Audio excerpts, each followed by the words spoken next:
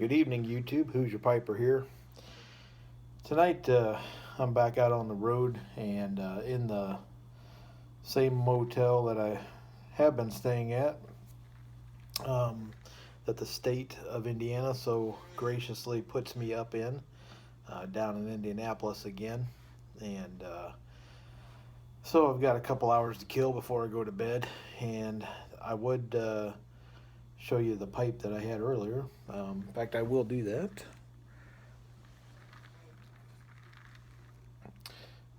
Missouri Meerschaum, Country Gentleman, and I had some Sutliff Taste of Spring in that just a little bit ago. Since I'm inside, I can't be puffing on a pipe, so this is a video without a pipe. However, it's not without its luxuries. Got a little blackberry old smoky moonshine. That's pretty good stuff.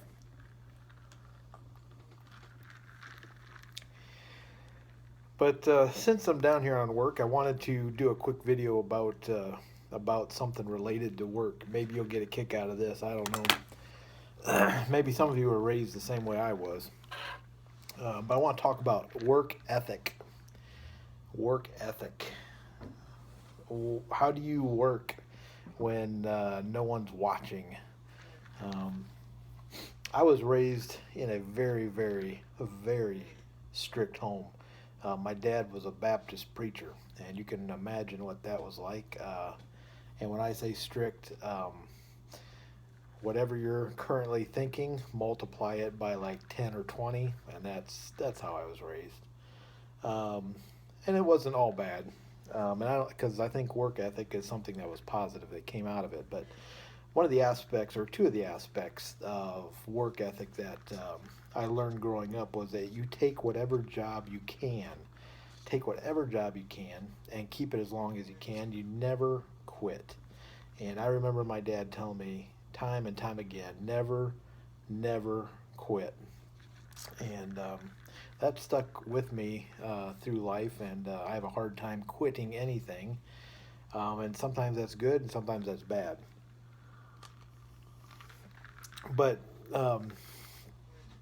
my work jobs that I had growing up were wide and varied, and I worked in temporary services when I was a teenager, and took any job that they threw at me. So Manpower was the name of the agency. They would call, they'd offer you a job, and you had the right to refuse it or say, hey, you know, I'm going to pass on this, give me the next one. And except in my household, you took whatever job they called about, and that led me to get a number of lousy jobs. I worked for the EPA one summer recycling tires. We would cut these tires that were out in scrap yards or whatever. You know, they'd be gathering water and mosquitoes, and it was a way to cut down the mosquito population. I was cutting those in quarters and loading them by myself into the back of a semi-trailer. I worked by myself all day doing that, and that was a lousy job. I hated it. I worked for Caterpillar one year, one summer. I worked in a foundry as a temp, and was offered really good money to stay on, but I said, heck with that, I'm going to college. You know, that was a great motivator. But I had jobs like that, you know, just the jobs that no one else would take, I ended up taking. And I was like, oh my gosh. And my dad would just, you know, if my dad answered the phone when Manpower called, I got whatever job it was, anyways. But back when I was 12 or 13, I lived in central Illinois, and took a job for Pioneer Seed Company. And this was pretty typical of any kids that age. We would work do what they call detasseling corn. And for those of you who aren't aware of that, it is exactly what it sounds like. You simply go down the rows and you're just pulling tassels out of corn, one stalk after another. And sometimes you're walking, sometimes you're on a rig, you're riding in a basket, and you know, you're just plucking tassels out of corn stalks just as fast as you can. It was a lousy job. I made $2.85 an hour. $2.85 an hour. Would get there early in the morning, typically on a bus full with other kids, you know, or you know, parents would be dropping us off at whatever field we were supposed to meet at. and just heavy dew and the corn, So we'd put trash bags. We'd cut a hole for our heads and our arms. We'd wear these trash bags, and we would be soaked from the waist down. Our arms would be soaked all morning long. Then the sun would be out. Of course, it'd dry you off, and you're just dying. So it was hard work. A lot of kids didn't stick with it, and all the Kelly kids did. By the way, my last name's Kelly. And by golly, we weren't gonna quit no job, and, and we worked those fields for 285 an hour. God, I hated that. And so when I turned 14, back then in the town I grew up in, which was Rantoul, and some of you Air Force vets back in the day may have gone through Chanute Air Force Base. That's in Rantoul, Illinois. That's where I grew up, from junior high on, or right before junior high, going into junior high. But when I turned 14, I went to work for a local grocery store called Diana Foods. Diana Foods was within walking distance of my house, so that solved any kind of transportation problem I had. And it was a job, and I was making, I don't know, I think I was making better than 285, I know that. And it kept my dad happy, and I had a little bit of spending money, and I started out as a bag boy. Now back then, at least in Diana Foods back then, you didn't have choice of paper or plastic, right? I mean, it was paper only. And I kind of prided myself on my skills of making sure, I could pack those bags, get them full, never put the eggs on the bottom, never put the bread on the bottom. The chips were always safe when I was packing. Did a pretty good job. Diana Foods, Diana Foods was a labor, part of the, like a labor union. And I remember coming home. I remember learning that some of the employees were going on strike, and I had no idea what that was. I mean, I was a 14-year-old kid, and I remember coming home and telling my dad about that, and he's like, "Well, hey, you're gonna have to cross the line." I'm like, "Cross the line?" I'm like, "What the heck are you talking about?" And he's like, "Hey, you're just gonna have to. You got a job. You're not gonna quit. You're gonna do it." And he painted this picture, and I remember being freaked out as a 14-year-old. I'm like, holy cow, the mafia is going to come in and just kill me. I'll be wearing concrete boots the next day, and out in the middle of a farm pond someplace. Um, but I ended up crossing the line, which really wasn't anything. I think there was a couple guys sitting in lawn chairs with signs, and they didn't even say anything to me as I went by. I think I didn't have on. Everyone had to wear a collared shirt, and then they had what was called a tunic, and it had a hole for your head, and it came all the way down the front and then all the way down the back. The sides were open, and they had snaps that were adjustable, and a couple pockets in the front for like a utility knife and whatever, pens or whatever. And so that's what I wore, that tunic over this nice collared shirt. And I think I wore jeans and stuff like that. But one day I'm working in this store, and I'm the only bag boy for two or three lines. It wasn't a huge store, but part of my job was not only stocking the shelves and cleaning up and pulling everything to the front of the shelves. Part of it was making sure that there was enough paper bags in the slots where your food, when the cashier would ring up your food, it slide down that little incline. Underneath that was all your paper bags, very similar to what it is today. And so we were running low on paper bags. So a cashier who I just viewed as the boss, I mean, she probably was 16 or something like that, told me to go get, refill all the bags. And we had different sized paper bags, but these bags would come wrapped in brown paper, and they were huge bales. I mean, you could carry them. I mean, as a 14-year-old kid, I could carry it. Usually I'd stick it in a grocery cart or whatever and push it out, restock, and then push it back in the back room.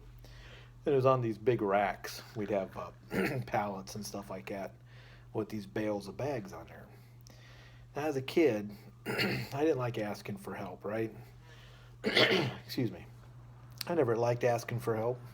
And, but I needed to get out there and get the bags, restocked. And so I went in the back room, and the pallet that had the bag size I needed wasn't that high. I could reach it by getting up like stepping up on something, And I remember pulling that bale of bags down.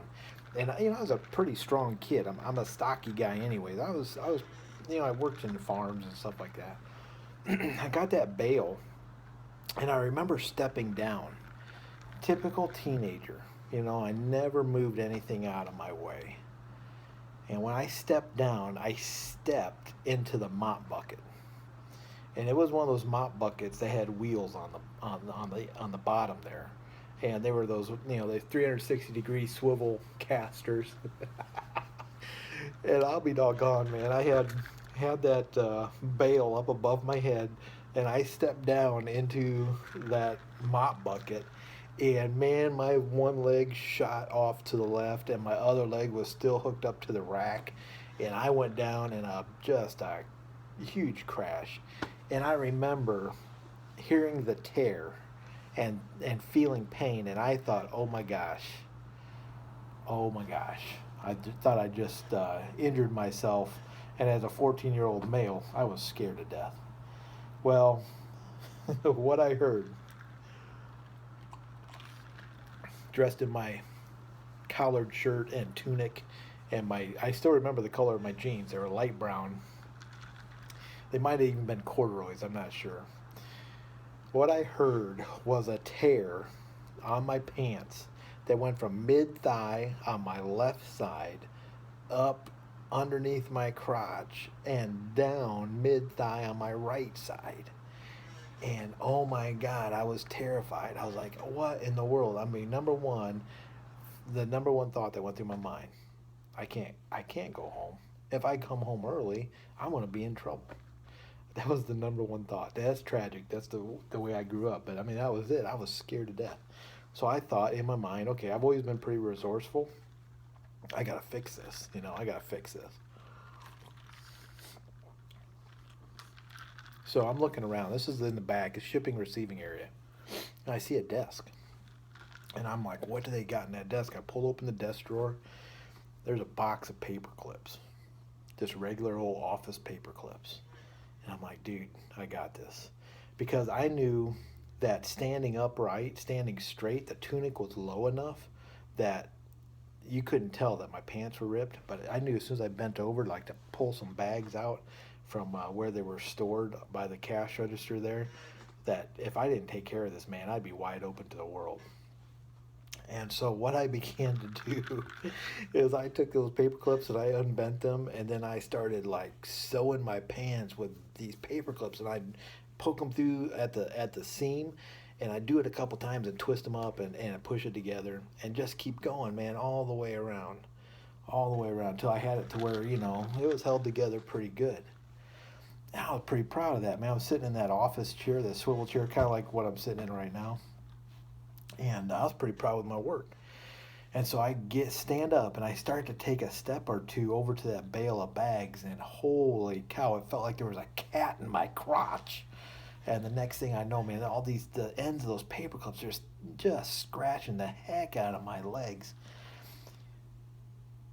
Again, 14 years old. I'm like, I've been back here so long, they're going to think I'm just goofing off. And I'm going to get fired, and I cannot get fired from this job.